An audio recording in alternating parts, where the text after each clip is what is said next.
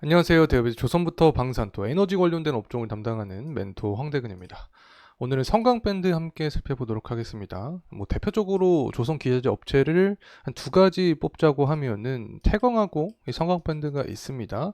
이 두 기업 모두 실적이 기반이 된 기업이다라고 설명을 드렸었는데, 제가 이 주가에 핵심적으로 영향을 미치는 지표를 다양하게 설명을 드렸었지만 그 중에서 유가가 가장 대표적인 지표라고 설명을 드렸습니다. 그래서 유가의 방향성을 계속해서 추적해 나가고 있는 상황인데, 현재 중동에서 휴전 협상이 불발되었다라는 이야기가 나와주고 있습니다. 그렇게 되면 공급의 차질이 생기면서 유가가 상승해주는 그런 흐름세를 예상을 해볼 수 있는 상황인데, 대선이 11월에 있기 때문에 11월 전까지 이러한 방향성 자체가, 이러한 사건이 지속될 가능성이 높다라고 보고 있습니다. 그렇게 되면 실적을 기반으로 한 성광밴드 같은 경우 유가의 상승 탄력을 통해서 주가가 움직이는 경향이 있기 때문에 함께 추가적인 모멘텀이 나올 수 있다, 이렇게 설명을 드릴 수 있습니다.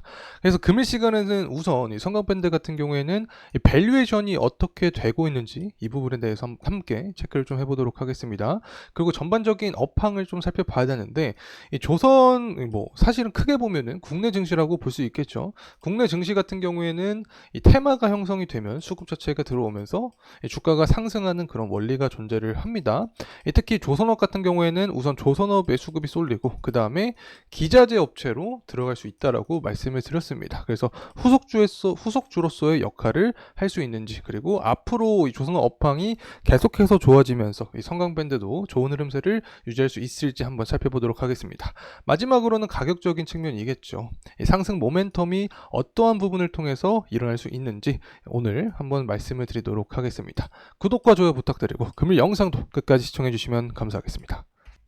우선은 실적적인 측면 함께 보고 넘어가도록 하겠습니다. 매출 같은 경우에는 21년 3월을 기점으로 해서 상승해주는 흐름세를 이어갔고, 영업이익도 마찬가지입니다. 특히 영업이익률이 굉장히 높은 상황인데, 영업이익률이 지금 보고 있는 수치 자체가 한 17.6%가량을 기록을 해주고 있습니다. 그래서 실적적인 부분에서 이 성장도 하면서 마진도 잘 남기고 있는 기업이다, 이렇게 볼 수 있는 거죠. 그래서 숫자를 통해서 조금 더 자세하게 살펴보도록 하면은, 일단 22년과 23년 12월 달을 기준으로 매출액과 영업이익을 체크를 해보도록 하겠습니다. 매출액 같은 경우 늘어나고 영업이익이 좀 가파르게 늘어났습니다. 대략적으로 한 1.3배에서 1.5배가량 늘어난 것으로 추정이 가능한데, 어쨌든 영업이익도 23년이 22년 대비해서 강한 상승세를 보여주었다, 이렇게 볼 수 있는 거죠. 그리고 앞으로 24년과 25년까지의 컨센이 좀 나와줬습니다. 매출액도 꾸준하게 상승을 해주고 영업이익도 마찬가지입니다. 우상향하는 모습을 현재 그리고 있는 상황이다. 그에 따라서 사실은 매출과 영업이익이 오르는데도 당기순이익이 변하지 않는 그런 기업들이 존재를 합니다. 하지만 성광밴드 같은 경우에는 당기순이익도 상승을 해주고 있는 상황이기 때문에 전반적으로 긍정적인 현재 흐름세를 전망을 하고 있다, 이렇게 볼 수 있겠죠.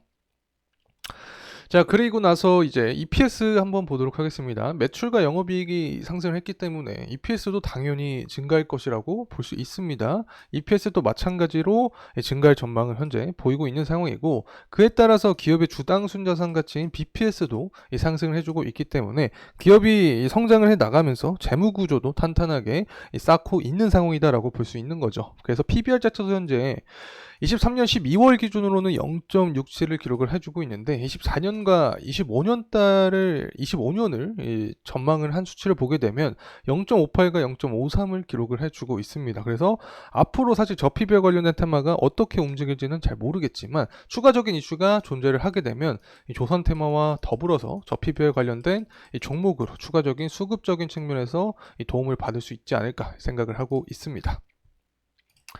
자, 그리고 이 성광밴드 같은 경우 잘 투자하시는 분들께서도 찾아보실 거라고 생각을 합니다. 이 주요 제품하고 매출을 보게 되면 이 피팅 업체로 볼 수 있습니다. 이 배관 자재를 만든다라고 볼 수 있는 건데, 다양한 전문적인 용어가 있죠. 하지만 우리는 큰 그림으로 봤을 때 피팅 업체에 속해 있구나, 조선 기자재 업체에 있구나, 그러면 주가 상승에 대한 구조를 생각을 해봤을 때 결국에는 이 조선 테마가 형성이 되면 조선업 그리고 조선 기자재 업체로 수급이 이동할 수 있기 때문에 앞으로 조선 업황에 대한 분위기를 측정을 해야겠다라는 점을 우리가 생각을 해볼 수 있게 되는 거죠. 자, 그래서 조선업 업황을 보기 위해서는 가장 대표적인 게 바로 유가입니다. 현재 유가 같은 경우에는 최근 들어서 좀 하락을 해주고 있는 상황입니다.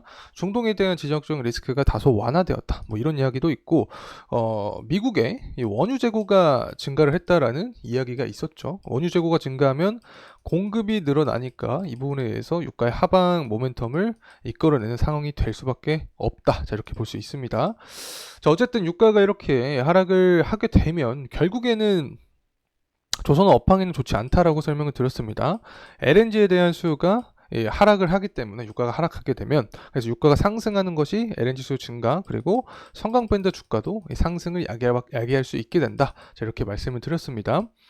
자, 근데 오늘도 조금씩 전환점에 대한 기사가 나와주고 있지 않나 보고 있습니다. 이 중동의 휴전 협상에 불발 가능성이 존재를 했다. 그래서 유가가 한 1%가량 상승을 해준 상황인데, 사실 단기적인 변동성이 굉장히 크죠. 그래서 단기적인 이슈에 따라서 유가도 변동성을 가져가지만 아직까지 중장기 흐름세는 견조하다라고 보고 있습니다.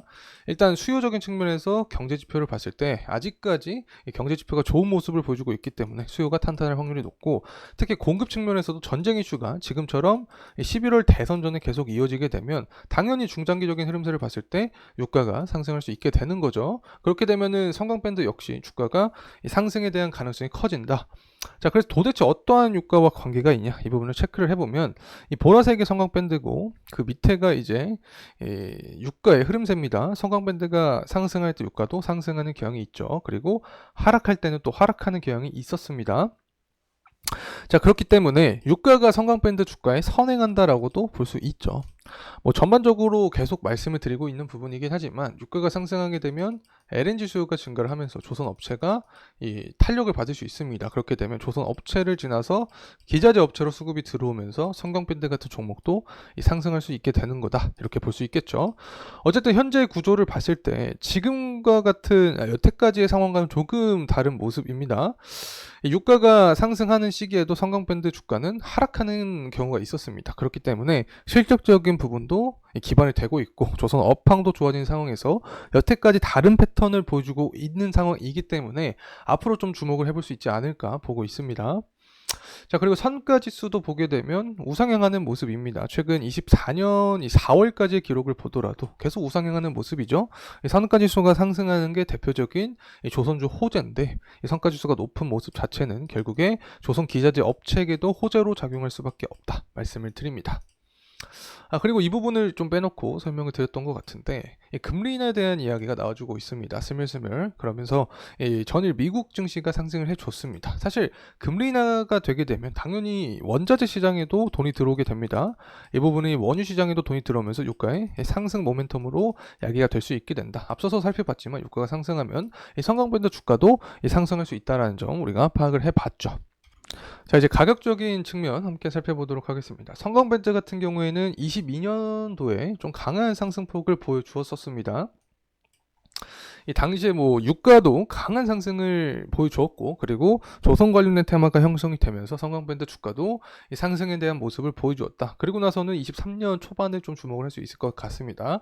이때 당시에도 비슷한 흐름세로 이어갔습니다. 결국에는 조선 관련된 테마, 그리고 그 이후에 후속주로서 조선 기자재 업체로 수급이 쏠리면서 실적주가 가장 먼저 움직일 경향이 큰데, 성강밴드 같은 경우에는 이 캐파적인 측면도 그렇고, 그리고 실적도 기자재 업체들 중에서도 뛰어난 종목이기 때문에 이런 주가 상승의 흐름을 보여주었다 말씀을 드릴 수 있습니다.